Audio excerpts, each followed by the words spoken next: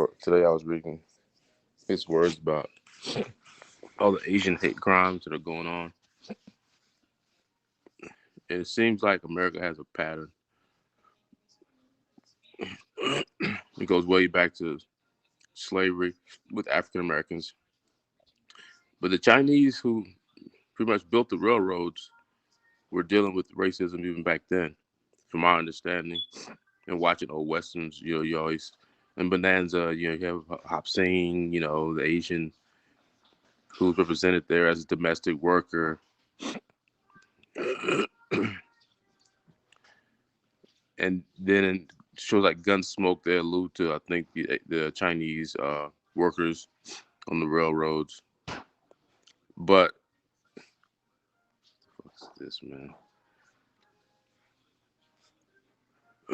So if you want to get into the connection Asians have to America, you gotta go way back, man, because the story's not told properly. Okay, and you gotta deal with the fact that most likely there's a connection, whether you want to admit it or not, between what my ancestry has in it, which is Native American, Native American ancestry, and Asian ancestry. I mean, you can say what you want, but if connection's there, it's there. Not to mention in the black community, we know Asiatics came from our lineage. You haven't seen the pictures of the Negretos in Philippines and Cambodia. People that look Asian with the kinky black hair, yeah, they're this. So to see black people committing these type of crimes in this country breaks my heart and saddens me even more than I already am over the state of the country that I live in. The amount of ignorance, pure fucking ignorance and hatred that has been displayed in this country over and over again, repeatedly with different minority groups. Wasn't it enough for black man to walk down the sidewalk and the white man said, "Nigga, get out the way"? Wasn't that enough? And the fact that I've seen several pictures of black men, beating up old Asian women or some all kinds of bullshit. What the fuck is going on, man? For real, for real. Like, is this some kind of conspiracy? Like they hiring these people? Because if any community should be sympathetic to the cause of the Asian and Asian American, it's the African diaspora, who is also their relative genetically, right? It's just like we just in America. There's always some underlying thing that you can't put your finger on. Like what sparked this off? I doubt if a black man at home just said, since the coronavirus probably started in China, and since most of the Asians that are getting beat up are not Chinese, by the way, I think I'll just go find a random Chinese person, you know, just beat them up. I doubt very seriously that's how it happened. So who knows how this started? I have a feeling that it's organized on some level, like somebody sending out messages, hey, da da da. I don't know if there's money involved, but some shit don't smell right. Okay, some shit with this Asian hate crime, it don't smell right. All right, and don't even get me started on the amount of Asians that get recruited into this country, to Stanford and Berkeley and Yale and Harvard, and produce and help push forward the technology, medicine, and every other field. I mean, most of us growing up, especially martial artists like me, grew up idolizing Bruce Lee. And to this day, he's one of the persons I look to for inspiration. To this day, and I can go on and on. I mean, it ain't just there. There's too many contributions from Asians in too many different fields for me to even get into it on here. I can't even begin to. You know, I looked at a movie the other day on China. One of the cleanest, most beautiful countries I've ever seen in my life. The movie showed China pretty much overall. They went to Mount Fuji. They went into eastern part, lower parts of I'm sorry, Japan. Japan, sorry. Yeah, I know Japan. Sorry, I'm getting Japan and China mixed up. Japan is one of the most amazing countries I've ever seen, and I've never been there. Just to even see it in TV, the efficiency, the beauty, the landscaping, the love they have of the land, and the way they combine the agriculture and the landscaping together is just it shows a love of nature. And this is the Japanese, by the way. But there's 100% a genetic connection between Africans and Asians. There's no fucking doubt about that. Okay, there's no fucking doubt about that. Let's just be real clear on that. The little kid that looks black in your neighborhood running around when he was a kid, look like he was Chinese, that ain't but for fucking accident. He's not some genetic fucking freaking nature. It's because his ancestors probably were related to the Chinese. All right. And this country is supposed to be built as a fucking, how can I say it? A mecca for the best of all races. That's what America's supposed to be. A mecca for the best of all. Black, white, Asian, Latina, doesn't matter. But our Native Americans definitely have a connection to Asians as well. I can't even get into that. There's so many connections. It's just one big family, man. It's just one big family. You know, I don't know what level this shit is organized at, but we need to figure it out. It needs to stop. You know, too many black people already took during slavery took the fucking whip and were treated like which we know chattel fucking slavery's history. And not to mention that during World War II, the Japanese got put in concentration camps here in America. I don't know if they were retaining camp, like FEMA camps. I have a feeling it was something like that. But they were fearful probably for them when they were in America during World War II because they were Japanese in America during the war. So don't think this is the first time this has happened because it's not. The ignorance that America has shown has gone expanded through history. It goes back to black slavery, then the Japanese during World War II, and now this bullshit. And the Mexicans, okay, who were related to Native Americans, who were related to Asiatics. Every Mexican has some probably small amount at least of Native American, Mayan, Incan blood. So there's a connection between them and the Asians as well. You see, I mean, right? So the fact that I'm seeing my brothers out here doing this shit, it fucking breaks my heart, man. It makes me think that God is asleep because fucking justice has not been served yet. Even we still trying to get served with justice for slavery, and I be dealing with this shit. My kids are fucking Asian, man, and so is my wife. When I go to Philippines Americans, I get nothing but fucking respect from them. No one has ever fucking raised their hand against me when I've gone over to the Philippines. Ever. Nothing but respect. And most of the time, when Americans go to other people's country, that's what we get, respect. So how in the fuck are we going to let this happen over here? Come on, man. It's certain shit we can't. I can't tell you where coronavirus came from. I'm not really exactly sure who invented it, but it's certain things that we just can't allow to happen. And this whole thing with beating up old Asian women, you know, it's the same thing applies to the blacks. It's no different. The thing is that I've had 50 years to talk about injustice against my black people and against the black race in general. We talked about that on Periscope. Man, we've gone deep. We've gone deep on Periscope into debates about that. You can go to the archives for those debates, and trust me, history gets pulled out, genetics, and a whole lot of stuff that shows that The history ain't what it's not told correctly. The races you think did not contribute to this country had great contributions. And Asians did a hell of a lot more to build your railroads. I can tell you that. And if the East Indians, who are also Asian, so you're gonna start beating them up too. If the East Indians left all of our prestigious schools, your talent pool in this country for Google, Facebook, probably Tesla was shrink to fucking nothing. Matter of fact, that's what the Asians should do.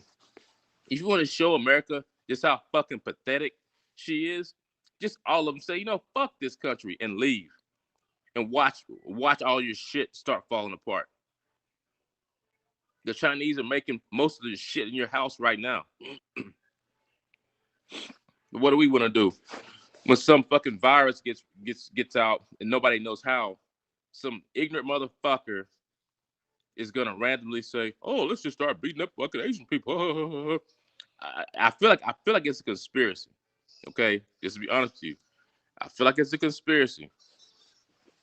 I feel like there's somebody behind it, like all this other shit with Antifa and Black Lives Matter. There's always some group of evil, worthless motherfuckers behind this type of shit. All right. But I'm gonna tell you what, man. The visions that the children of God, which I consider myself to be, have of the future, it don't include this type of shit. All right. So go on, get it all out of your system right now. All of you fucking evil, Satan worshiping, virus spreading, war mongering. Hey, get it all out right now because there's a fucking time coming. Your fucking time is coming to an end. You can fucking bank on that. And oh, by the way, hell is real. Okay. It's talked about in different religions. There's a place you will go and you will suffer. Okay, karma will be corrected. So if you think that you're gonna get away with it because nobody then you sees you, then you're just short sighted. Because that's how this works. You think you can do some shit and quietly slink back into your fucking corner? No, man. No. As a man thinketh, so he is. I can tell how you think by who you are. I talk to a person for 30 seconds, I can tell how they think. Most of the time, shallow, selfish, very little insight, very little self-inquiry. That's why I don't talk to most people. All right? Because when a person sees me after like 5 years in a hospital, and all they want to talk about is the fact that I was doing some musical shit, the conversation can't get any deeper than that. That tells me the kind of people I'm dealing with. And when I tell them I'm telling the person that I almost died, they have no real response to that. See, this is the kind of people we're dealing with in this country, and this ain't nobody beat up Asians. This is just a typical American. The typical American has no fucking empathy at all. Does not participate in self-inquiry at all. It's simply programmed, downloaded pop culture. What comes over the TV and the fucking news and the phones, turn it down. That's what is being propagated. And if the Asians gave us the virus, well, we might as well go over there. Please. Then we're gonna go find the World War II veterans that brought the Spanish flu over here. We're gonna go find their descendants and kick their asses. Your grandfather brought Spanish flu from World War II. I'm gonna kick your ass. It makes about as much sense. But see, I know how evil works, man. I know how evil works. Evil works as long as it has power in its hand in this physical realm, and the good people sit back and allow it to flourish. So it's time out. Okay, the world is fucked up enough, man. Like if we're gonna create this paradise, you know, and I won't be here to see it. I already know that. She already died once, so I mean my days are numbered like a motherfucker. But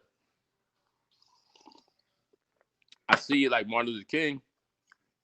I've been to the mountaintop and I seen a vision.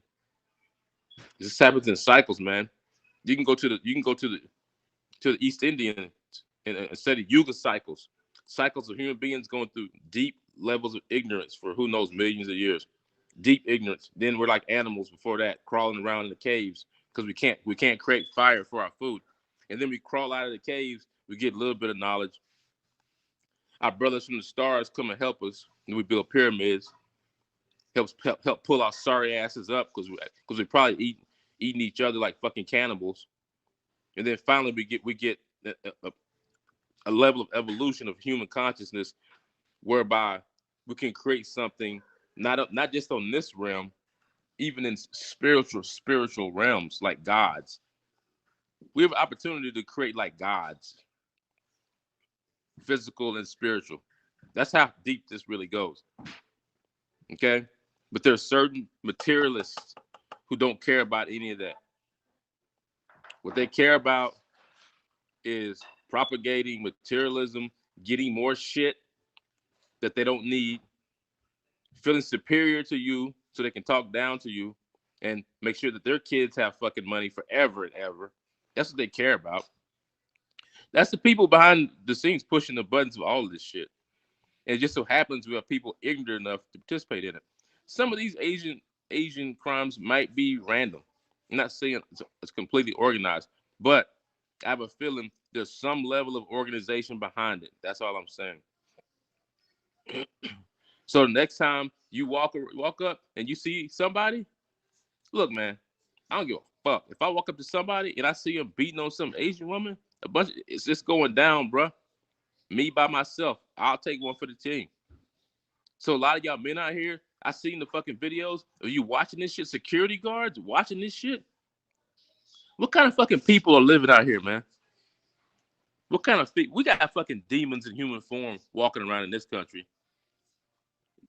Demon souls. Ain't no fucking human being in there walking around. It's like some shit from Blade, man. I feel like we need Wesley Snipes to come out here and just start fucking chopping up the night walkers again. But see, compassion and wisdom will prevail. Compassion and wisdom are what created this universe, and it's gonna end with that. Guarantee you. Everything in between is what it is. Heaven, hell, whatever. But this universe started with compassion and wisdom. The Big Bang was compassion and wisdom, and it's gonna end with it. So go on, get all the ignorance out of your system. Do all the ignorant shit. Start a couple more fucking wars. Send America into a fucking recession. Do all the shit you're gonna do. Because I know this is what's coming, man. This is the previews you're getting right now. These motherfuckers are gonna send this country into the dirt. All this shit Biden's doing, yes, that's nice, man. But you can't erase the deficit. You can't erase basic mathematics. Fuck, I went to school. I studied fucking calculus, man. You can't give me no motherfucking third grade arithmetic. Oh, I'm gonna put $1 trillion here. Everything's gonna be all right. What the fuck you talking about, man? The problems in this country run deep to the fucking roots. The roots are fucking rotten. They're fucking rotten to the core. If you want the shit to change, you got to go to the bottom of the fucking root system and dig all this shit up. That means you got to teach your kids, man. That's where it's gonna happen. That we're all gonna fucking die before this shit changes. Okay, so just look in the mirror and be okay with that. Be okay. Tell yourself, I'm gonna fucking die before this shit changes, but I'm gonna do my part to make sure it changes. All right. I could go on, man. I could go on. Y'all know me, bro. But if it's gonna change, it's gonna start right now. Your home, my home, us teaching our kids it's okay to be whatever you want to, whatever color you are, because you didn't have any choice in that. You didn't have any choice in that your white daddy liked your Chinese mama, or your black dad liked your Filipino mama. You didn't have any choice in that. So why the hell should you be tortured for it and beat for it?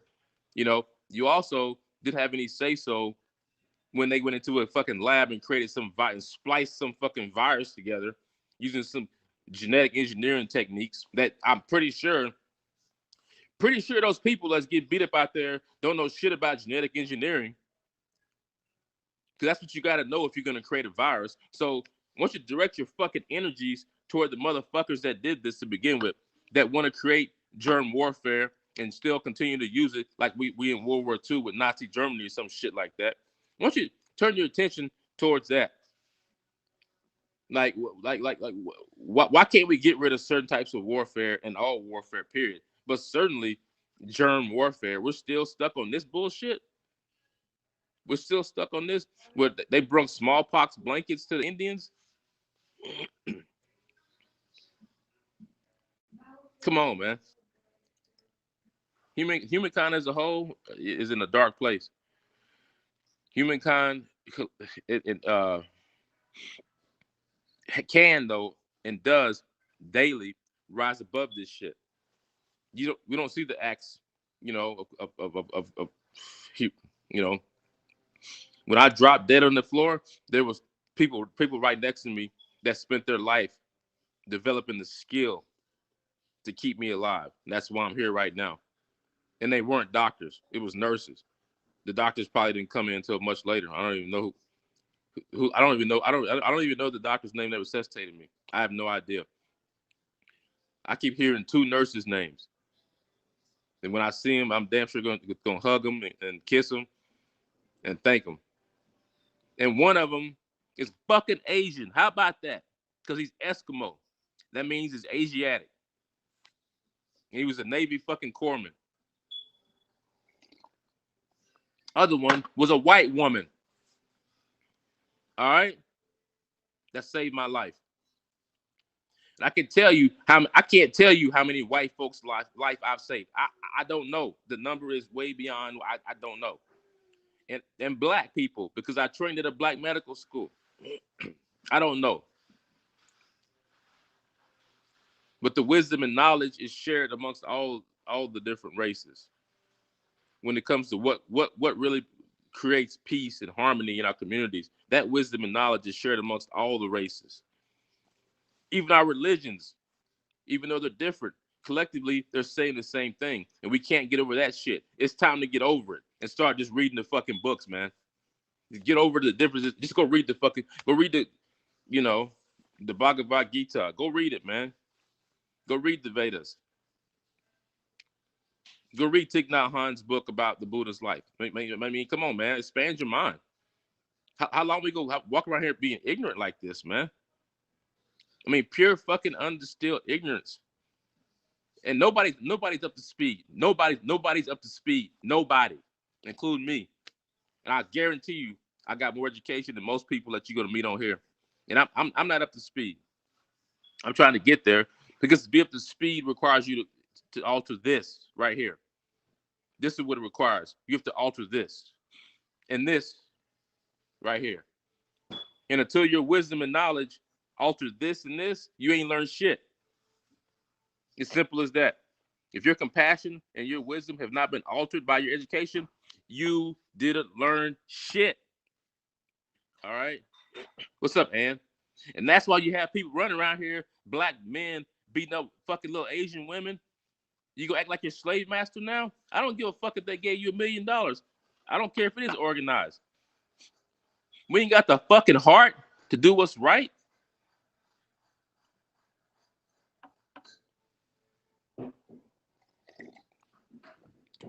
But believe me, the wheels of karma don't stop turning. Every fucking hair, every tick, every talk will be accounted for by what Christians call God and what Asians probably call just I amness. Whatever you want to call it. It has a wonderful mathematics system whereby everything you do and think is accounted for. And on the opposite side of the chessboard, a move is made to counteract and equalize you know, whatever you do. So I'm telling you, man, I'm just telling you, these people doing this evil shit, you don't want to be these people, man. What I've read about hell in my studies of metaphysics, it's just not a place you want to be in. And some people got to go there for a long fucking time because the things that they've done karmically have heavy weight. Okay, and so they have to be, I guess, spiritually, it would be called reoriented. Okay, and it's already built into the system. We can't do nothing about it, man. But you see, part of it here, part of the suffering here. You know, America has created an environment that allows this type of behavior. Sometimes even encourages it.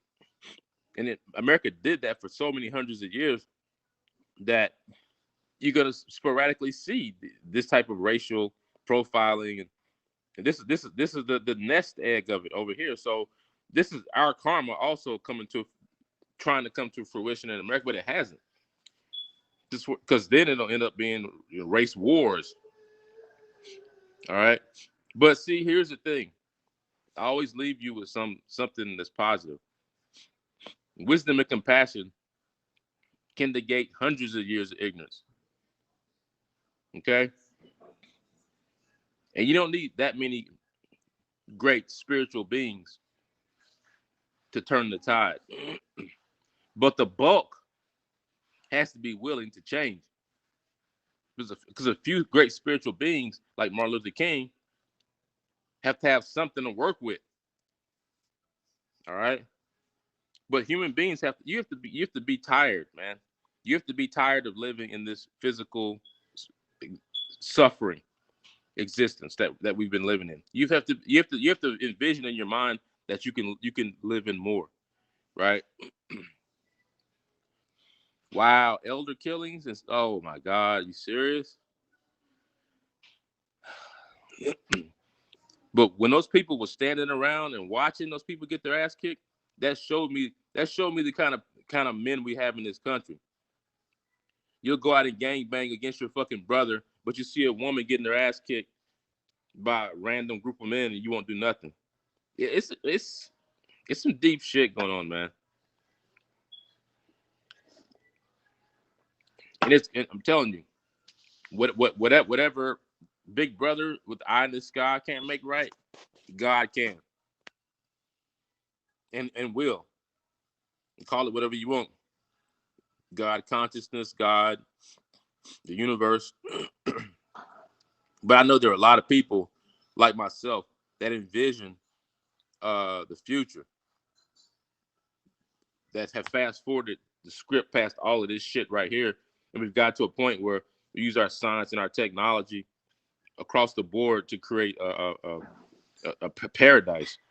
66-year-old lady walking her dog, stabbed her and her dog and killed them both. Was it because she was Asian? Was it an Asian woman? Or are they just random elderly killings? Man, this shit is.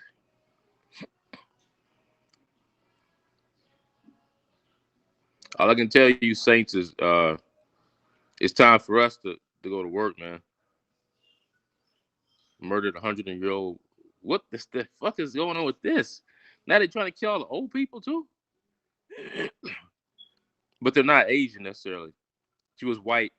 So Southern California, y'all want to kill all the old people, and then on the other side, they trying to kill all the Asians. Random elderly killings. Wow. What kind of deranged brain is behind this type of shit? Because you have to envision just pure insanity and ignorance and hatred to generate this type of activity. You need insanity, ignorance, and hatred. You know, and to counteract those, uh, you need sanity, wisdom, and love. Sanity, wisdom, and love. So most of us probably may not be in a position to where we can do anything about this directly. But if you are, man, if you know about this type of shit and you don't do or say the right thing, That's some heavy karma on your soul, man. Heavy karma on your soul. There's an active force that's actively pushing back on what's coming, because they see what's coming. We can feed everybody in the world right now. We can feed them all. We can clothe everybody in the world. We have the technology to create paradise, and there's an active force in this world that's saying no, no, no.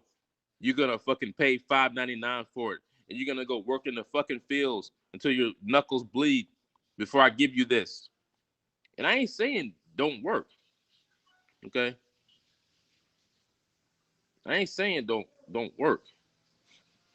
What I'm saying is, when the babies are suffering and need food, and the mothers are widowed and don't have resources, the saints go to work, and that's the way the world should be, a saintly world, and it will be.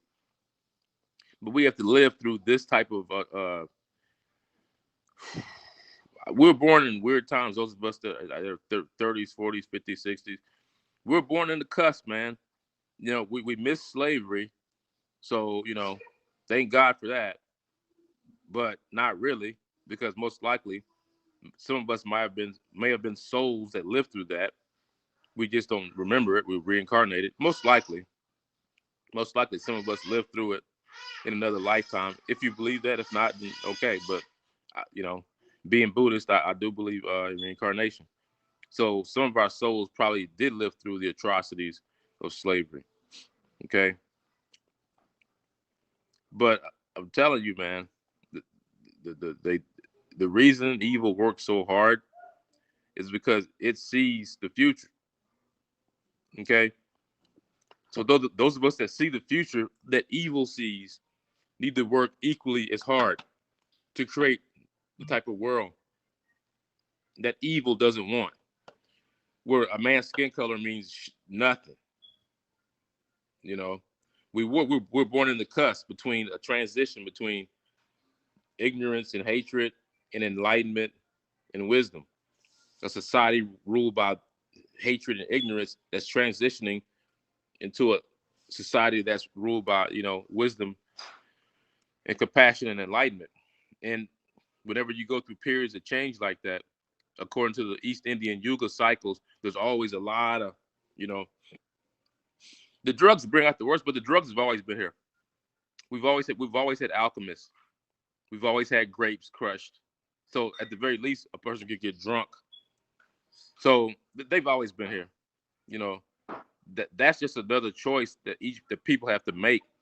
Addiction. You know, whether we're gonna subscribe to an addictive society where we use opioids to, I didn't know how Mac Miller died. I love Mac Miller, and I've been listening to him a lot lately. I knew he was dead. I listened to his. I read an article, and sure enough, it was fentanyl. Here we go. There we go. It's like you can't get away from it, right? The addiction. But I was taught the cure for addiction is spirituality, because I've sat in many a fucking AA meeting in my life. Believe you me, in AA meetings, and so disturbed about the violence against anyone. Yeah, it's the people that do this type of stuff, they're good at isolating. I feel like they don't interact with the general population like us. They're kind of off in these little pockets in their own little world, and either they're being directed to do it, or it is truly random. I don't know. It's one of the two. But in either case, they're mentally disturbed to a point where they will commit these type of crimes against other human beings without conscience, and then they're worried about payback later. They're worried about hell and all that later. They ain't worried about that right now. Right now, they just want to test to wreck some shit up and hurt and create suffering. They want to create suffering and woe, WOE, woe. I feel like that's the word that's woe. When you have woe, that's deeper than suffering. That's what they want to create. And I don't know if there's a monetary reward for it or if there's just some, like I said, we got people that are demons in human form walking around. And it's going to take a wave of compassion and wisdom, a wave of it to settle shit down. And I hope we don't have to go through another world war. I don't know. I don't know. I can't tell you that right now. I can. My third eye only sees so far. Oh, hey, and it's. I just study. I study the great wisdom of humankind. What no matter what the race is, black, white, European, Asian, and I put together a story. That is the story that's being told in the Bible, and just it's being told by human beings that we go through cycles of ignorance, but that culminates in the cycle on the upswing, right? You have great wisdom, great compassion, and that's when you see all the great advances of technology and of our wisdom teachings come to fruition. Namaste, sister. Namaste. Um, real recognize real. To me, namaste is real recognize real. For the street. And I don't know, man. God put me here for a reason. To have recently died and come back from that, I gotta say that you know, the things I say about metaphysics, I have a little bit of personal experience with them. It's not just words, man. And I'm gonna tell you what, there's a place that we go through, good people, bad people, and we create it with this. Because where I was at was a place that I created with my mind. You're sweet. You're a sweet person. I'm glad to have met you as well. We create with this, and what you create, you will occupy. You will live in it. So if you create shit, then you will be living in shit. Okay. So collectively, as human beings, we have to come together and understand that the power of our minds greatly influence what the environment looks like. Okay. It's gonna take time to get, all of our governments straight. Oh, you not follow me on Haps yet? I must be broadcasting. I keep forgetting Haps is connected to other like Twitter, right? Are you seeing me on Twitter right now? Because I keep forgetting, man. Because Haps is connected to Facebook, YouTube, Twitter. No, man, all the saints out there, don't lose hope, man. Because I've been to the mountaintop and I've seen that these evil bastards, they can't stop what's coming, man. They can't stop that wave of wisdom and compassion. I read an article yesterday on Periscope that there's so many living Buddhas right now in Tibet, and they know their names. One of them's like 16 years old. Living Buddhas. They're bodhisattvas or Buddhas. And I didn't really get to read the article, but I was like intrigued that we could have this many enlightened beings on the earth at this time. And honestly, the fact that I'm talking about the things that I talk about tell you that these enlightened beings, they're they're they're reaching cultures that they aren't from. The fact that I know about Patrul Rinpoche, a Tibetan wandering monk, and I know his story, and I know the great some of the great spiritual lessons that Patrul was able to impart. It just goes to show you, man, like a saint may not be born in your neighborhood, but he can still touch you. Because Patrul Rinpoche is Tibetan. He never stepped foot in Shreveport, Louisiana, or in Billings, Montana, especially in the 20th century. He was born in Gosh, I can't remember. Was it 17th?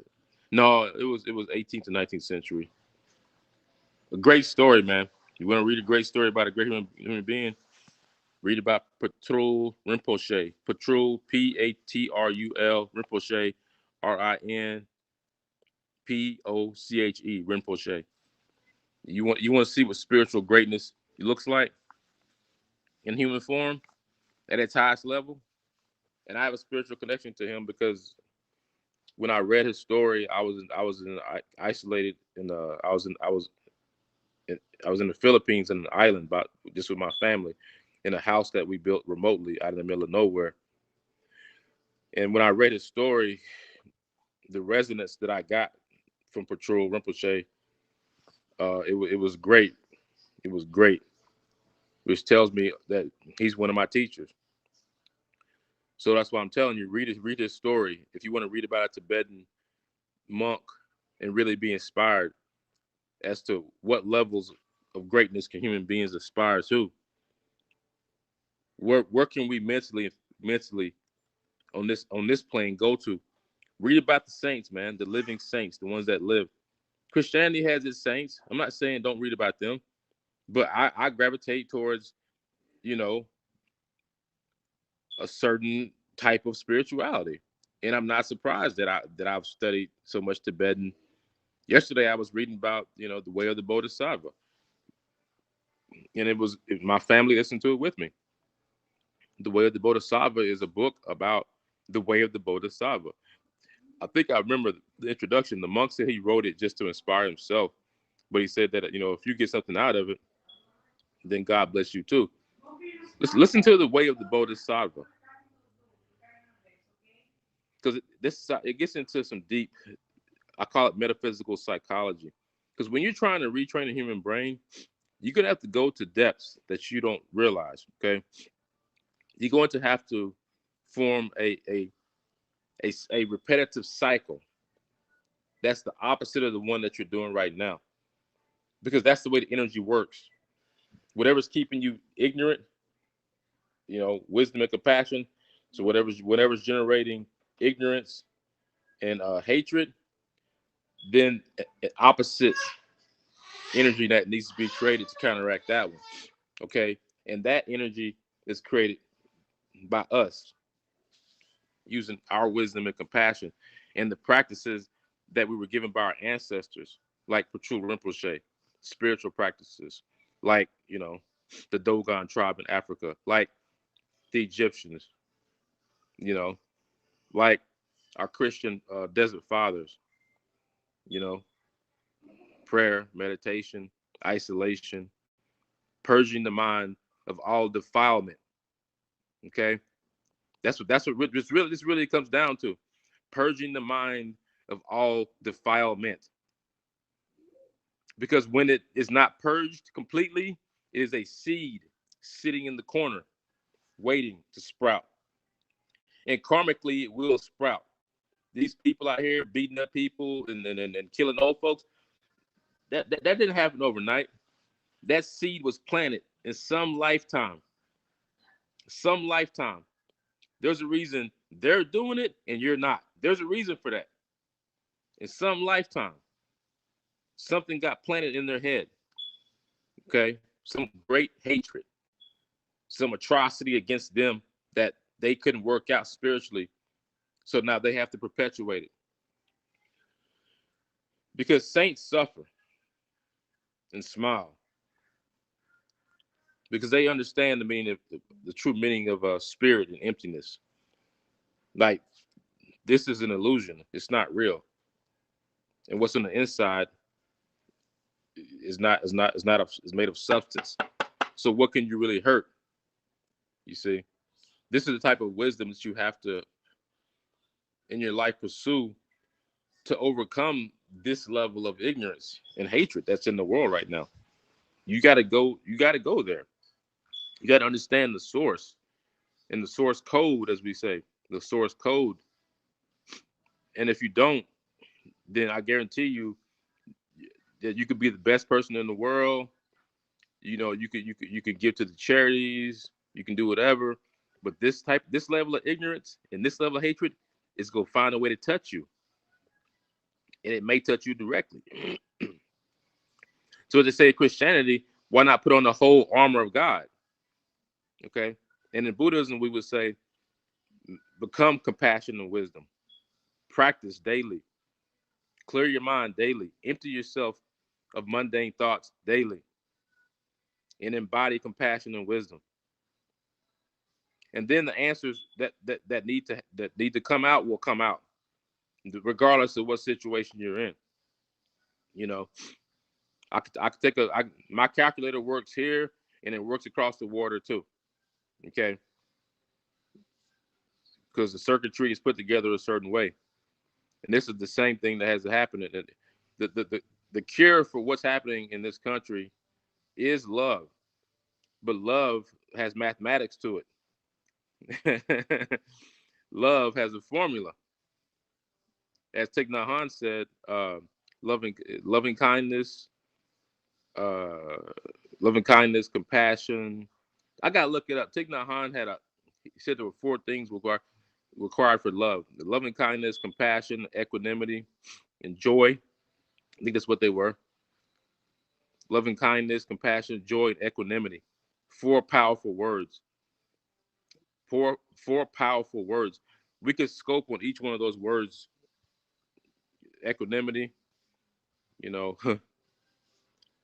I mean, because the fundamental problem with human beings is that we see ourselves as being distinct entities in a universe that's ultimately connected on every level. Distinct, separate entities, separate levels of separate points of consciousness, separate physically, right? And encased in our own grave that we've created ourselves. It's like our skull becomes and this is in the Christian metaphysics too. You know, I think Jesus Christ was crucified in, was it Golgotha, the place of the skull? Did I pronounce that right, my Christian scholars? It was Golgotha, the place of the skull. Why do you think the skull is put into Christian metaphysics? Because this is where we imprison ourselves in. And this is where Jesus was. He released himself and those that followed his methodology from this prison. See, this shit goes so deep, man. People, the average person is not gonna understand it. But if I say it, at least somebody. What's up, Edward? What's up? From LA, my brother. If I say it, then certain people will go and study it. Because I'm not a Christian scholar. I was raised in the church and I studied Eastern philosophy on my own, okay? And Buddhism. But having been able to have, a background in both gives me an advantage over certain people. And that's that I can make connections. And connections are how we create love. And love and wisdom and compassion are what changes this world. So I look at knowledge as a doorway to compassion. If I'm studying physics, ultimately, I'm trying to get to compassion. How about that? But maybe I'm trying to create some kind of energy device. So you got cheap energy for you and your children. So you can have extra money for your milk. Still, I'm generating compassion. Kingdom culture Christian. Yeah, Edward's more versed in I don't know if you ever talked about Golgotha, the place of the skull, but that's my understanding of the metaphysics of it. Okay, we're imprisoned in our own heads, and that place of the skull is metaphysically representative of our own physical prison here on earth that we create. And the fact that Jesus was crucified there, he escaped that prison. You see, now if I'm wrong, another person can come along and correct me. But this is my understanding of what Golgotha means. Oh, you've been there. Nice.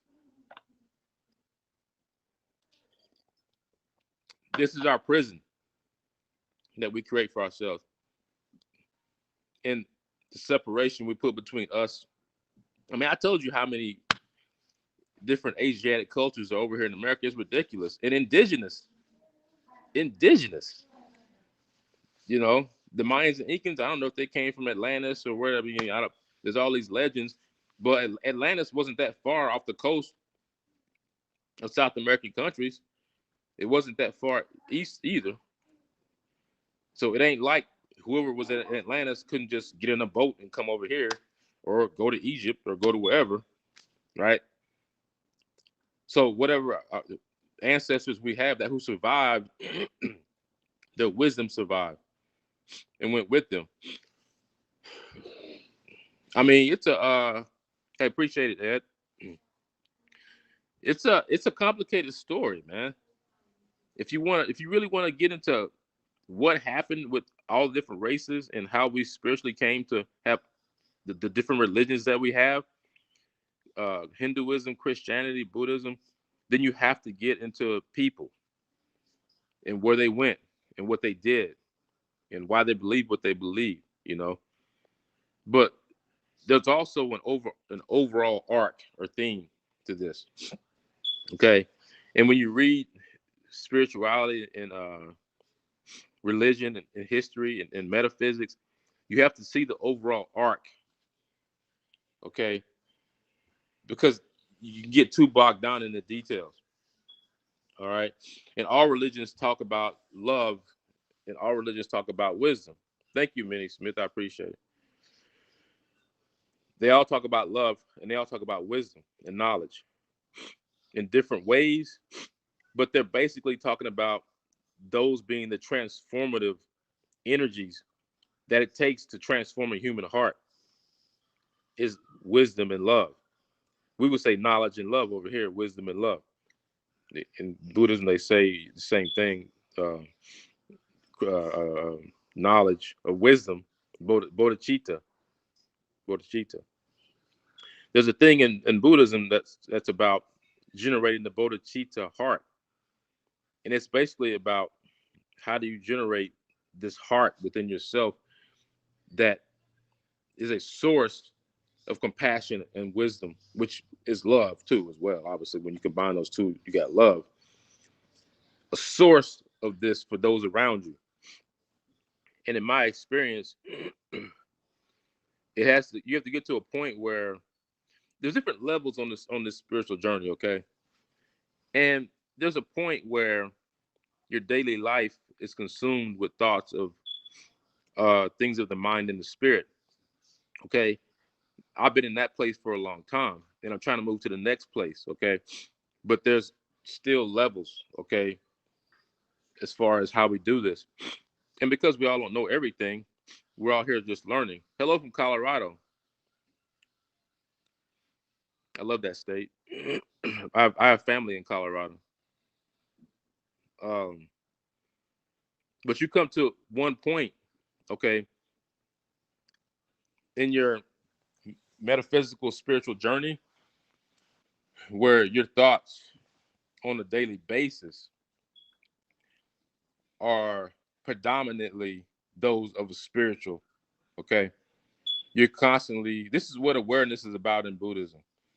Awareness. Buddhism handles sin basically by telling you that sin handles itself, okay? Because it talks about karma. And basically it says what you put out there comes back to you. And Buddhism has hells. It has heavens and it has hells. And it has everything in between. Wandering, hungry ghosts.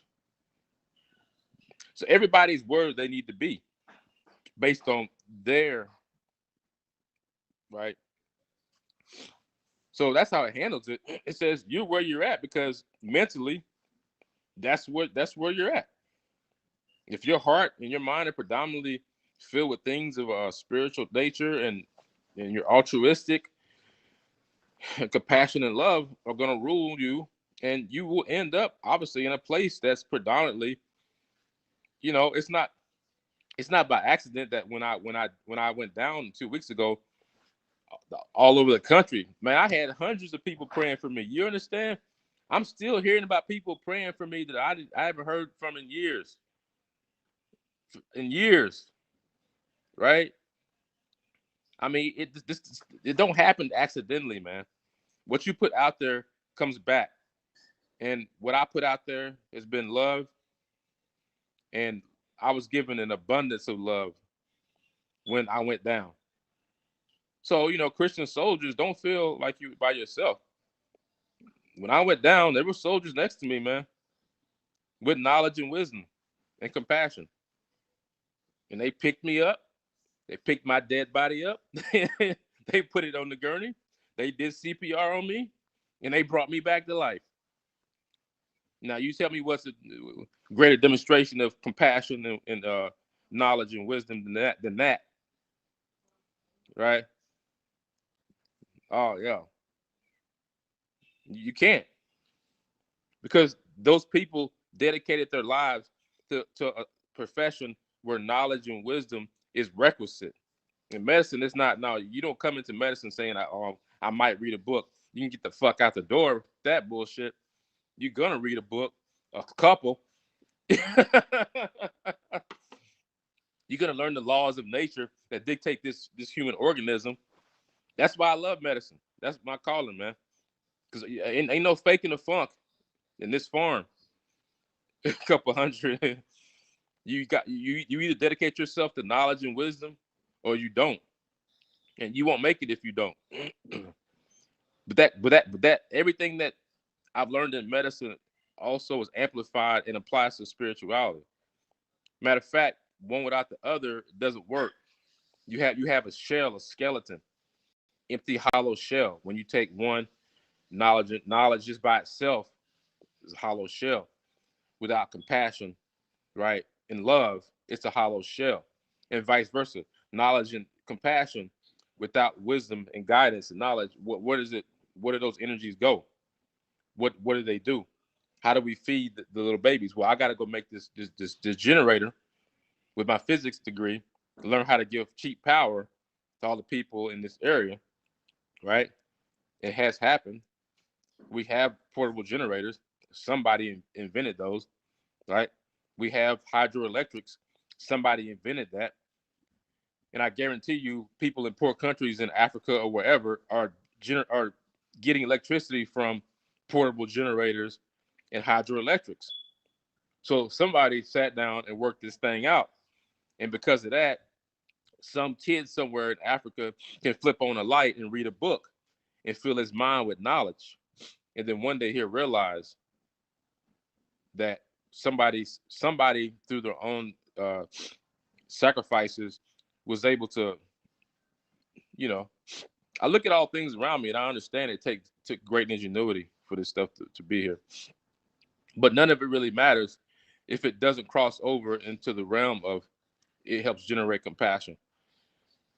It helps generate the connection between humanity that we need. Knowledge, understanding, and wisdom. There you go. Boom. There it is. But the transformation that takes place in the heart, it may start in the mind for some people. Some people it starts in the heart. Everybody's different. Some people are born, they just compassionate people. They want to go out, they want to help babies, they want to help elderly people. That's just how they are. They also arrive at the same wisdom, just a different path. Some people are more academically inclined and they will study the scrolls. Okay. I feel like I'm in the middle because I've always enjoyed and loved being around human beings. I love human beings. I love the animal kingdom too, but I'm a human being. I'm predisposed to my own species, like everybody, like every other animal. There'll never be a day in my life you'll hear me say I don't love human beings. I get frustrated with human beings. They break my heart a lot. I don't understand their behavior fully. I understand their behavior more because of knowledge. So therefore, knowledge has allowed me to what? Generate compassion. You see? Because I understand psychology. I understand certain metaphysical principles of how a human being becomes evil, how a human being becomes broken. Because of my knowledge of that, I don't look on a thing with ignorance and say, "Oh, I'm gonna just find some Asian women and beat them up because they brought coronavirus over here." No, that's damn near impossible to happen in a brain like this. It's just I'll just go out on a limb and say it's impossible. when you put in certain elements in place, it's impossible for things to happen. That's why you have to educate your children at the same time as you teach them altruism and compassion. Both things have to happen simultaneously.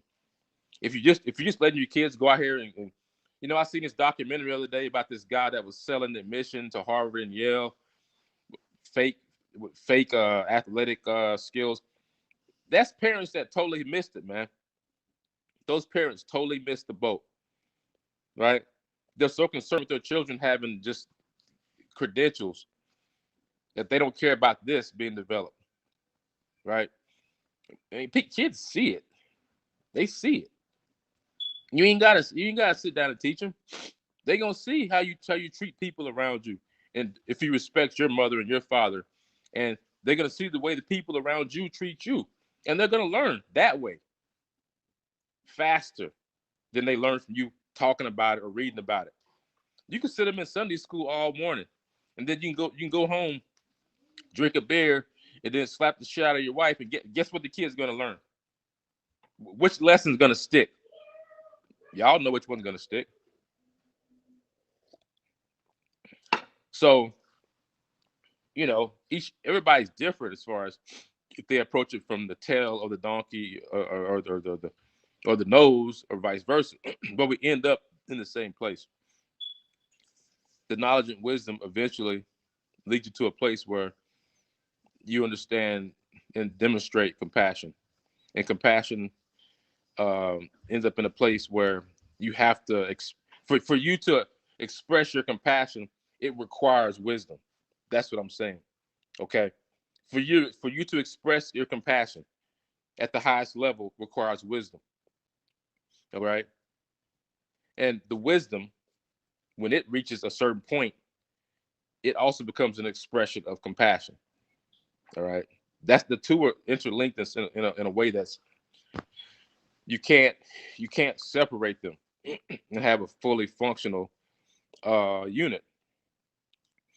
And so the people that are doing these ignorant things, the atrocities, they're lacking one or the other, the wisdom or compassion. And when they come across another human being, you may be the only saint somebody meets in a long time, because the saints out here, I don't know, they're few and far between. You may be the only one. Yeah, shortcuts. Ain't no shortcuts. There ain't. When you build a human being, ain't no shortcuts, man. Believe me, if there was, I would have found them by now. Cause I looked for them. I got the Kaplan's Guide, whatever, the Cliff Notes. When I use Cliff Notes, I got a big fat ass D or F on the paper. So nope, that don't work. Got to read the book.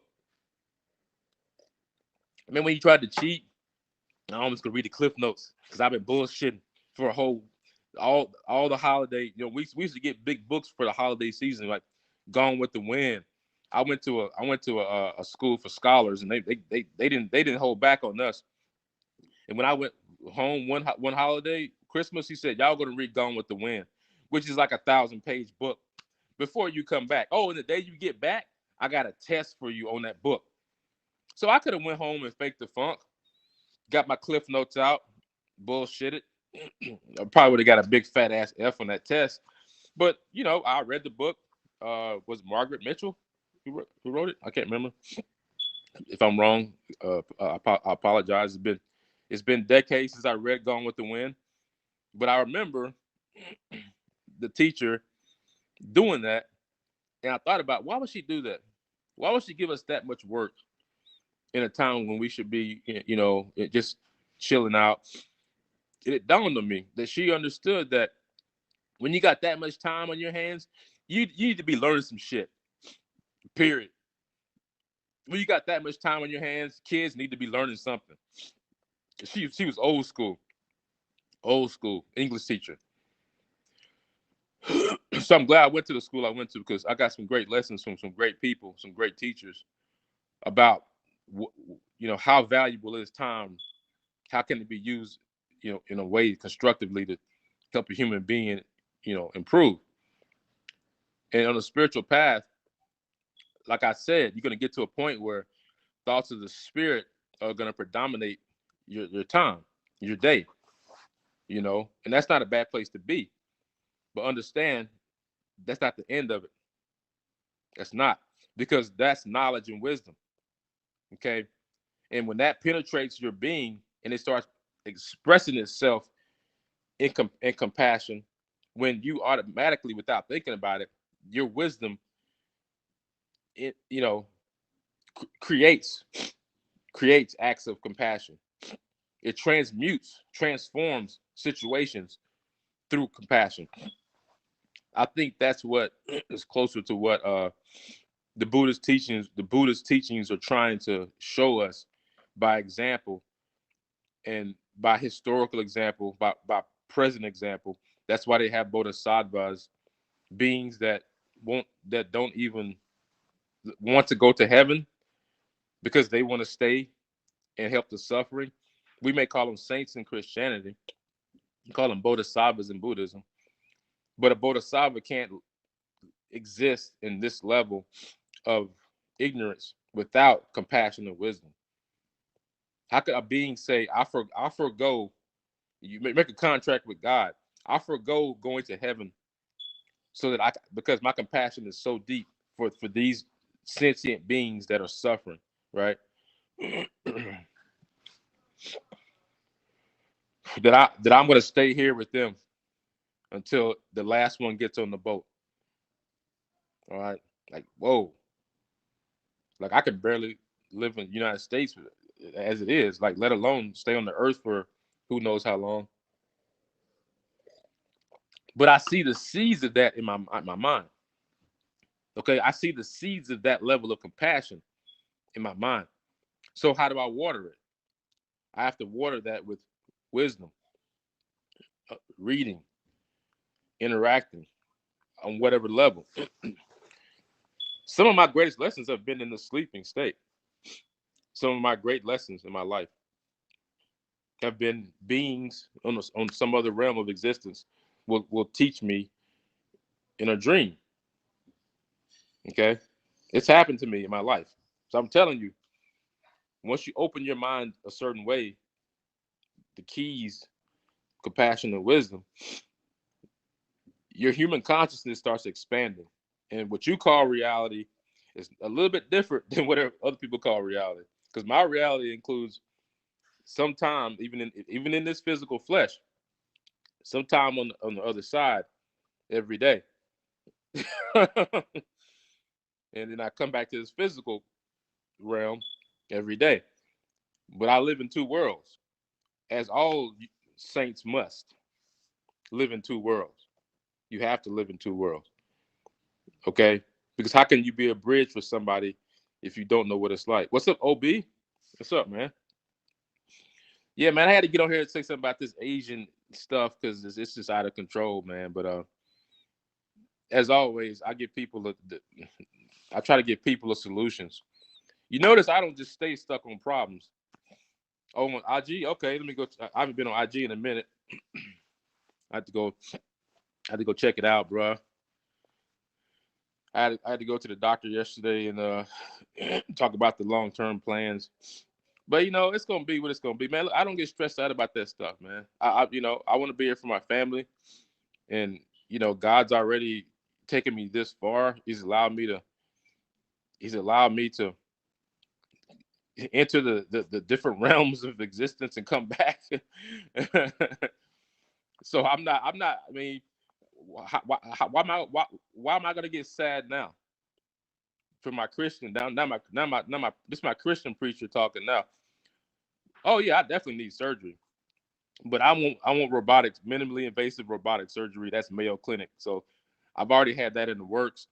The reason my surgery was put on hold was coronavirus. I already had everything lined up. See, I ain't the kind of person that sits on my ass, as y'all may have figured out. I didn't get all this shit by sitting on my ass. So I did what had to be done. I went and talked to what's up, Jakarta, Indonesia. I used to have a pen pal from Jakarta, a very beautiful girl from Indonesia. I used to write. We used to correspond. I think she was from Jakarta. Uh, but yeah. I was set up to have robotic surgery, and then the coronavirus happened, and I was like, damn, do I really want to go to Mayo with all this coronavirus?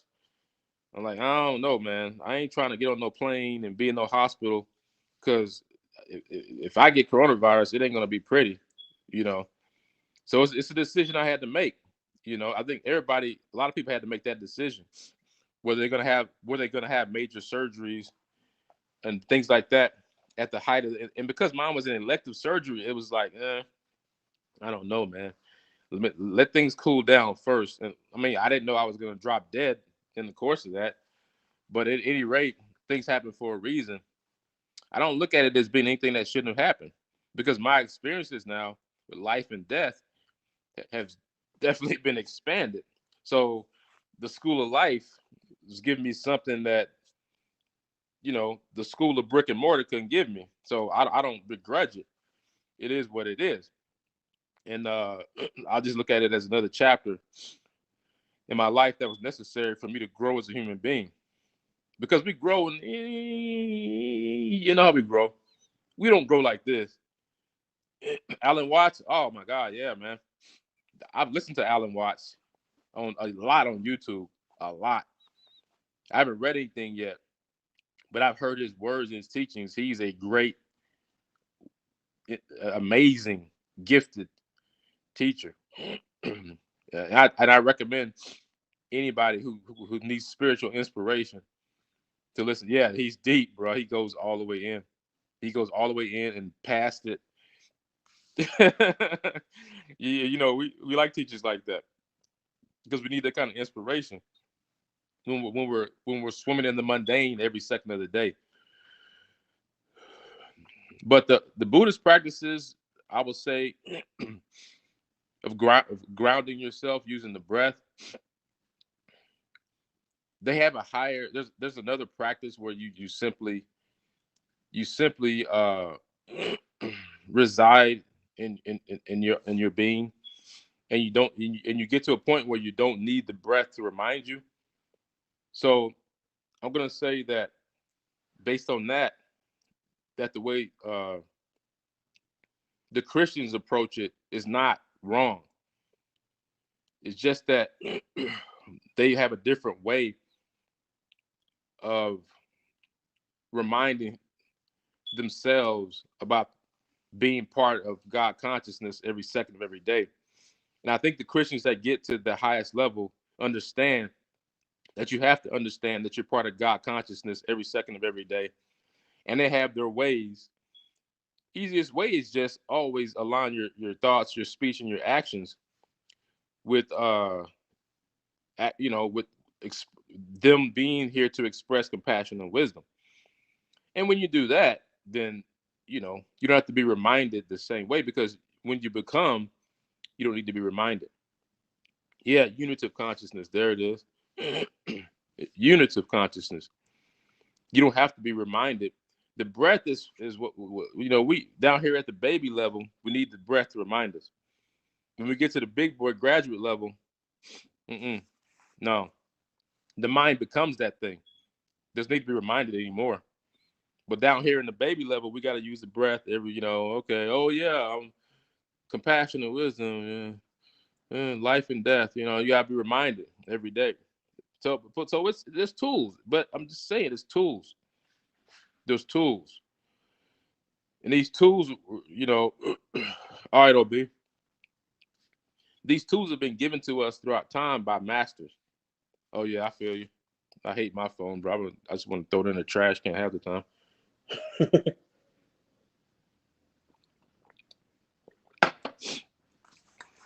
These tools are here, but I'm gonna tell my Christian brothers and sisters, at some point, you need a tool like that, where every second of every day you're connected to God consciousness. In the East they have the breath, and the Christians don't use the breath like that. So, in Zen Buddhism, I think Shikantaza is a higher level of practice where you just go directly into unitary consciousness. You go directly into the mind without having to use the breath as a vehicle, right? You go directly into it, into the state of your being. But it takes a lot of practice in Buddhism before you can do that, in Zen Buddhism, before you can sit on the mat without using the breath, go into a certain level of consciousness. So I'm going to say, based on what I know about Zen Buddhist practices in the monastery, that Christian brothers and sisters, we need to have something like that. We already do, but it's closer to shikantaza because I think because Christians don't use the breath as a practice, then there's more of a direct urgency, need to be able to enter the mind of God and stay there which means you have to just have direct awareness. In some ways, it's more raw. It's more raw. And it's more, in some ways, I'm not gonna say it's more powerful. It's the same source, it's the same thing. It's just a different way of going about it, okay? But remember, we talked about Golgotha, the place of the skull in Christianity. This is your prison, okay? The fact that Jesus was crucified on a place of the skull is like everything I've said ties directly to that. Everything I've said for the past hour relates to that. See how this works? I haven't said anything in the past hour that doesn't give you some clue as to what that metaphysically means when you're imprisoned in your own skull, and what it takes to be released from it, that prison, right? It takes a daily practice, that's for sure. And the practice waxes and it wanes in its consistency and inconsistencies. But at certain points, the transformation should be obvious. In how we deal with other human beings, it should be obvious. How we deal with the family members, it should be obvious. How you deal with your husband and your wife, it should be obvious that you're making spiritual progress. You don't need any teacher with a book to check you off no more, because you have the great teacher now. The great teacher. And the great teacher teaches in different ways. In my case, I died and came back. So I got a check mark. He's like, yeah, the stars are lined up for you today. You know a little bit. I'm gonna let you dip your toe in the water, and then come on back and talk about it to let everybody know this ain't no joke. Let everybody know that this spiritual realm that you dipped your toe into the water is real. And the thing of it is you can go into deeper levels just using your conscious awaking conscious awake faculties. It just takes training and prayer and meditation. You can go as deep as I went when I died and crossed over. And I want to say I've been to levels deeper than that. I don't want to say that the meditative practices that I use when I sleep sometimes, sleep yoga it's called, it's gotten me places maybe even deeper than that. I'm not sure, because the mind creates this reality. And at some point, I'm not sure where your mind and my mind ends. Why did I say that? Because when I crossed over and I saw my father and my brother, I'm not sure at what point it was my consciousness creating it, and was some part their consciousness creating that. And I suspect it was both things. I don't think it was just an illusory experience. I think it was the essence, some part of my dead family members that still exist. And that's the thing. Like, we exist as extensions of each other. Yoga Nidra, sleep yoga. But you have to master all the levels of consciousness: sleeping, waking, meditative. Okay. Because that way you're not caught off guard. You're not caught with your pants down. If you suddenly die, boom, it just keeps right on moving. And there's not even a pause, not even a step. Death is just just a door you walk through, like you walking through the door to the grocery store. It don't stop nothing. That's how powerful it really is. Death doesn't stop nothing, neither does life. right? So sometimes when you're sitting there and you're thinking about all the cares of the world, think about that. Think about all the stuff that you're worried about. This is good. This will all turn to dust. Everything in this room will turn to dust. Every person in this neighborhood will die. Okay. No one will remember our names. Even the people, I see these people's names in the hospitals. They gave all this money and they built this. Like in 200 years, anybody gonna know their name. So this attempt people have at immortality by giving money, and maybe it was really altruistic. I'm not saying that these people weren't really altruistic, compassionate people, but some people do this stuff because they want their name to be remembered. Well, my name is written, on God's scroll, so it's remembered. It don't matter to me if men remember my deeds. What matters to me is that my deeds are written on the scroll of eternity. Yeah, they don't want to, what they want the road named after them. I got the Rockefeller Foundation. Nothing against the Rockefellers. I don't know them, but this is man's attempt at immortality.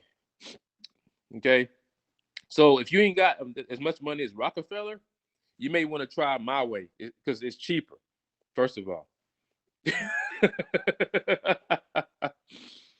my way is to use the eternal spark that's already in you, become aware of it, use it for good, and expand it.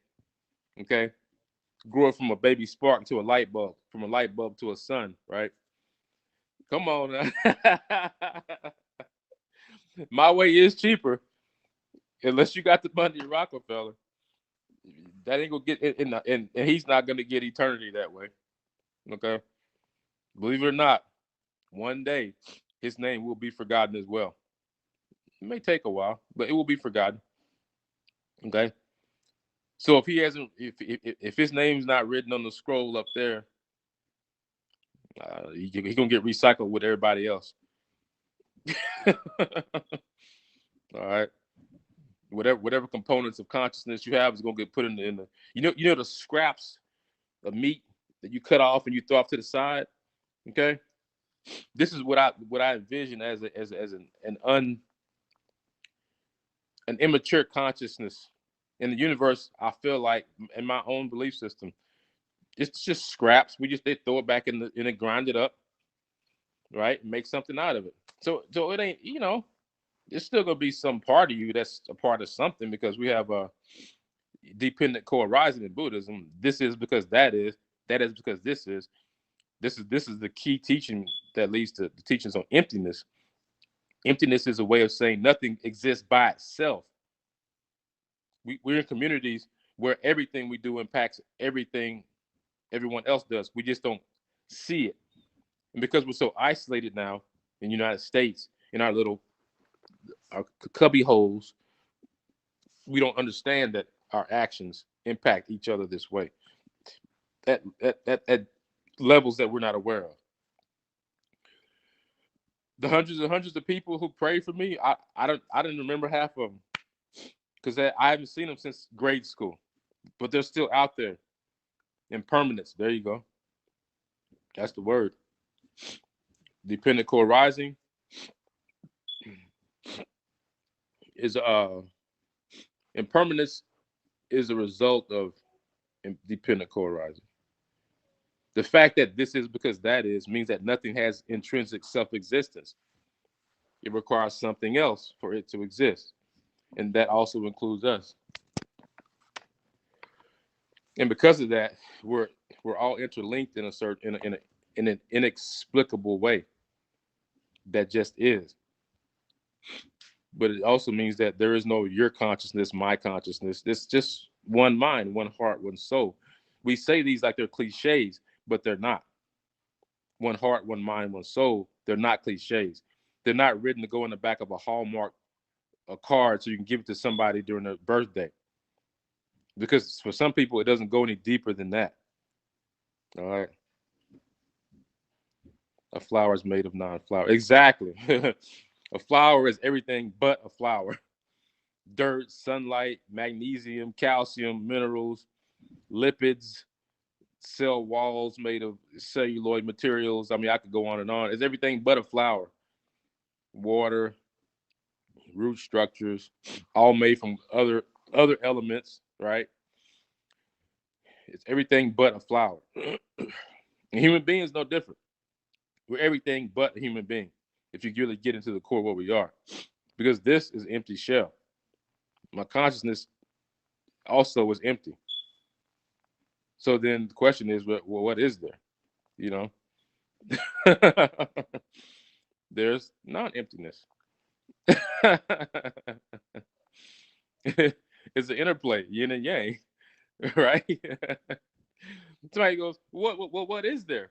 If everything's empty, what do I got? You got non-empty. And when you learn to connect the two, you start having a deeper vision of who you really are internally, mentally. You can see deeper into the nature of yourself in your own mind. And you can make more breakthroughs like that spiritually if you can see the interplay between emptiness and non-emptiness. Because when you sit and look at yourself, trust me, there's nothing there. I can wait for my mind to have some random rumbling. Oh, I thought about a pink Cadillac. Okay, where the fuck that come from? Oh yeah, Aretha Franklin song, Pink Cadillac. So this is how it works, right? How the mind is. This connection of disconjointed sort of, right? But ultimately, it's empty. The nature of it is emptiness and non-emptiness, intertwined and combined. Okay, and we have to learn how to live in both worlds, as we say in Christianity. Five skandhas. Yeah, the skandhas. There you go. The skandhas are sort of like what covers our true nature, right? These mental afflictions uh, that cover our true nature.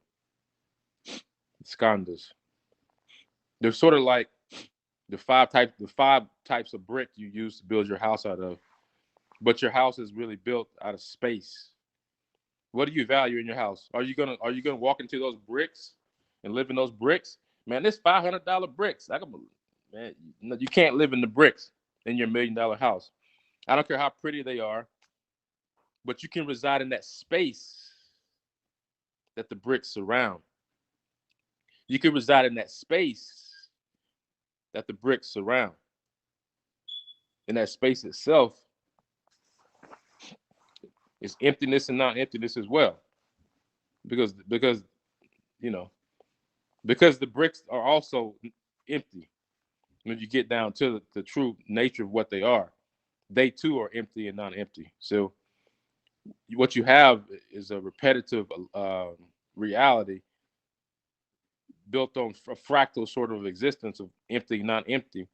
Okay, and it culminates in human beings and gods and goddesses or whatever, hell realms, heavenly realms, all a projection of mental activity of the universe, which is what we are, right?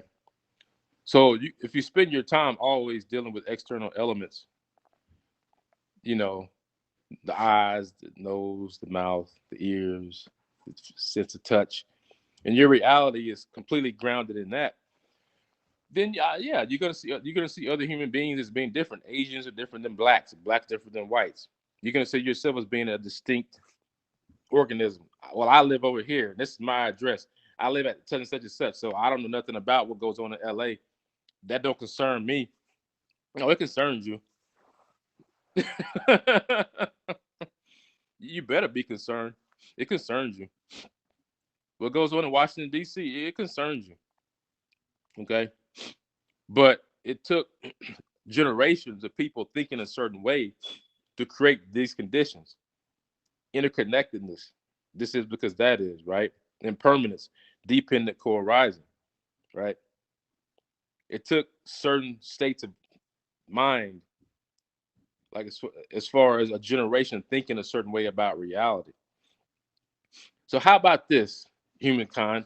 How about we teach reality as close as we can or your attachments. You're very attached to our body, the physical part of it, without realizing its inner core is being emptiness. And emptiness has its cousin called somethingness. So don't think about it as being a nihilistic. I'm not teaching nihilism. That's not what this is. This is teaching how it really works at the core basic level of existence. There's a thing called emptiness that has to be, and I can't do nothing. I can't change that. So you need to become familiar with emptiness. It may scare you. Well, okay, good. At least you have some kind of reaction to it, rather than not even acknowledging that it exists. All right, bro. Rather than not acknowledging that it exists. Okay. But if you really think about it, it's really similar to the Christian teaching of, why be worried about the physical world? What does this have to offer you? God's kingdom is higher than this. It's similar to that teaching. Okay. But it's not saying neglect this physical world. Okay. It's saying put it mentally where it belongs in the hierarchy of your your mental house that you built for yourself. Put it where it belongs. That chair is impermanent. That couch is impermanent. It won't last. This physical body as well. All right. So really, what lasts? Well, there's energy. There's mental energies that we create, and they're all dependent upon each other to create somethingness. That's each one of our contribution. You know, I mean, there's realms that are unimagined to human beings that exist in the mental realm, not the physical realms. We call them heaven and hell, whatever, because we have to simplify this. So, but as above, so below. What's going on in hell is going to be, you're going to see it happening here right now.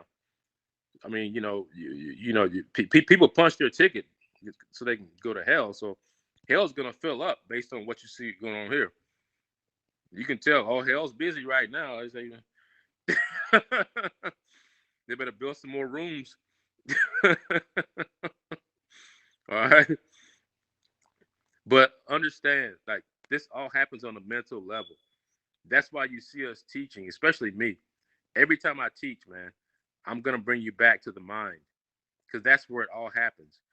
So I'm trying to get you to understand and get myself to understand that we can't spend too much time being stuck out here in the material.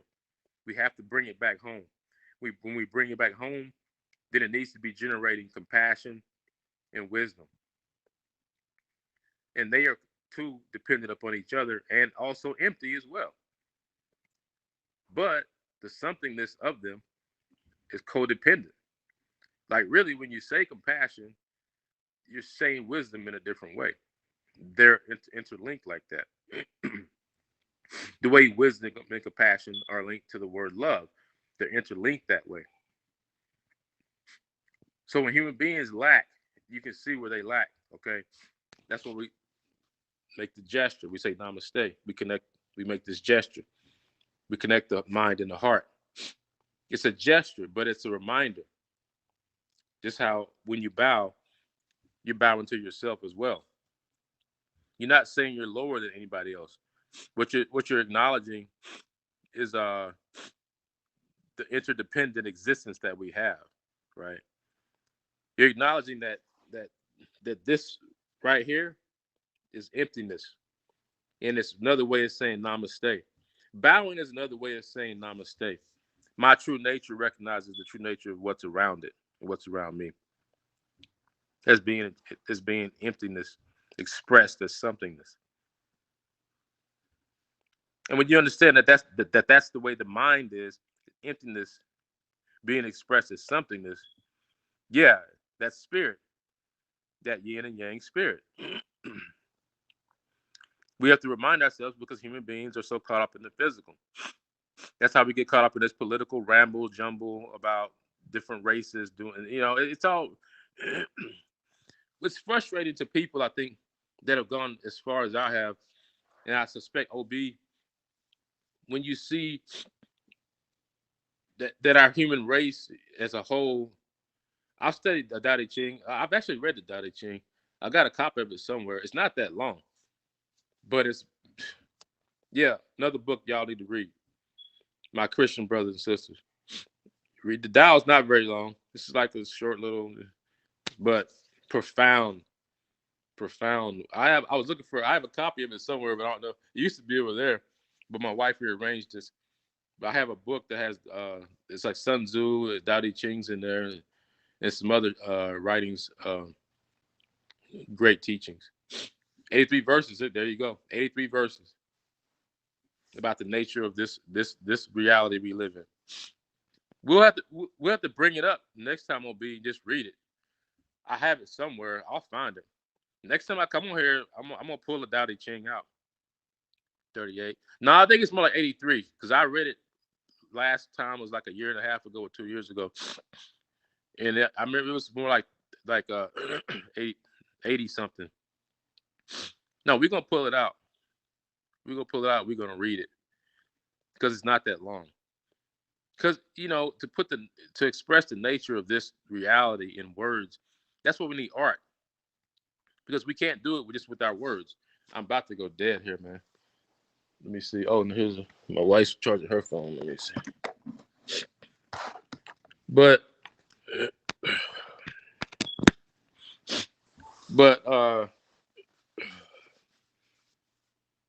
this is a moment to moment. I don't even like. It's not even a battle, man. It's not even a battle. It's a moment to moment realization of who we are. And there's a part of our brain that's going to be bewildered by it. Okay, part of our brain is going to be, no, okay. Part of your brain is going to be, the Tao that can't be named isn't the eternal Tao. Verse 1. There you go. I got the book up here. I know it's up there. It's a big red book. It's got Sun Tzu's Art of War, the Tao Te Ching's in that book, and I think two other writings are in it. I don't think Confucianism is in there. Might be, because Confucianism and Taoism, there's a link there. If you go to Chinese culture, you'll understand maybe more why these two things are interlinked. But no, it's beautiful. It's beautiful, and it's eternal words, and it would definitely benefit people to hear that type of wisdom. But we are interplay, man. We're interplay between nothingness and somethingness, and we have to learn to express our true nature, which means that it's a fine balance, man. I look at the spiritual walk as being almost like walking a tightrope. But when you look at a tightrope walker, they do it effortlessly, right? You see people in the circus that walk that tightrope. They look like they can do it on their hands, man. They can do handstands on the tightrope, and some of them do. They start doing flips on it. Then they go get on the little bicycle. They ride across it, and they're like, "Yeah, this ain't nothing. The rope's right there, man." That's how it is for human beings. Our existence is right there, and what it's composed of is right there. We can walk that line. Many have done it before us. We're doing it right now. But the awareness it takes to walk a tightrope is nothing compared to the awareness it takes to become a proper human being.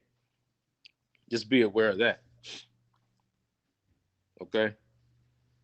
Like put things in their proper place. And then you will allot the right amount of energy to the right thing at the right time. All right, man. I'm out of here. Namaste. Just be present and be aware, you know, and whatever actions need to take place will, if you're in the right state of mind, will happen automatically. Of course, not automatically. You're participating in it, but there's a bigger thing going on. Sort of like you're not making your heart beat right now, kind of thing, but it's beating. Yeah, past, present, and future. We don't realize this is an eternal now moment. We live in an eternal now. it looks like past, present, and future. So we're always stuck neglecting. Okay, but when you learn, when you unleash the powers of this, you can't be stopped, man. You can't be stopped. You can't be held back by anybody. The gods recognize the Buddhas down here on earth. Namaste, brother. Because you become part of their family when you master, right, the nature of being, which is what the mind really is. They have to recognize you. You family, right? But the mundane concerns that we're concerned with on this planet Earth, especially the ones that are expressed in a way that's not that doesn't lead to wholesomeness, I would say, that's an expression of who we are. Make no mistake about it. That's an expression of each one of us. All the shit we see going on in the news that we don't like, that's us as well. Okay? That's the note I'm gonna leave you on. And so when we correct that thing in ourselves, we'll see it become slowly corrected in the world around us. But unless it's based on the truth, you're not gonna correct it. It's like putting a house on shit. Like it may stand up for a little while, but it's just gonna fall again. Okay. So when our existence on this planet is based on truth of who and what we really are and how we connect with each other and how we interact with each other and how we're dependent upon each other for our existence, as we are the atmosphere, the sunlight, the galaxy turning a certain way, because if it went any faster, it would fling us off into outer space and we'd all die.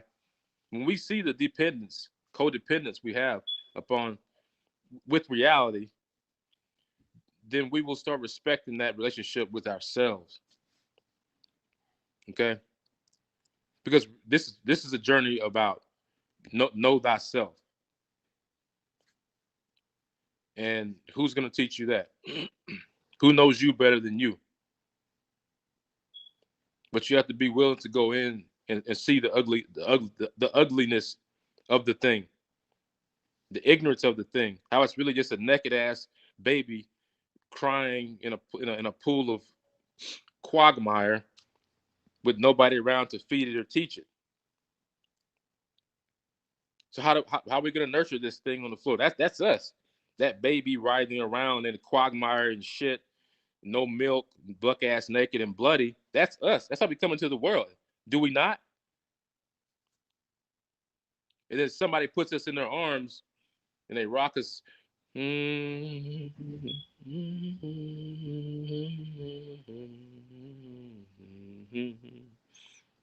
they feed us.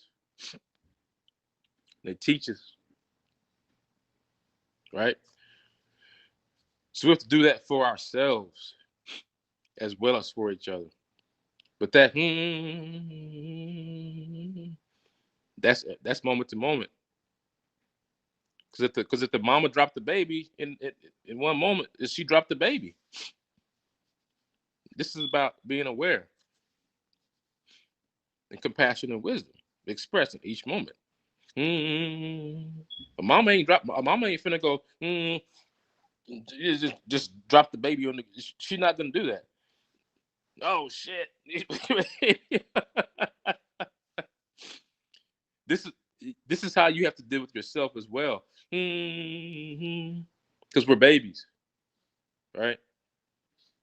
So we have to develop that relationship with ourselves, where there's this nurturing, okay, and this wellspring of compassion and wisdom. We're always connected to it, and we become expressions of that.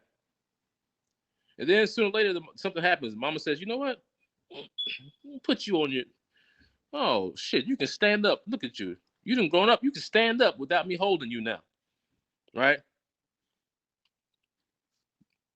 Oh, you fall, but Mama's there to pick you back up. Oh, right. All right, man. Thanks for listening. Namaste.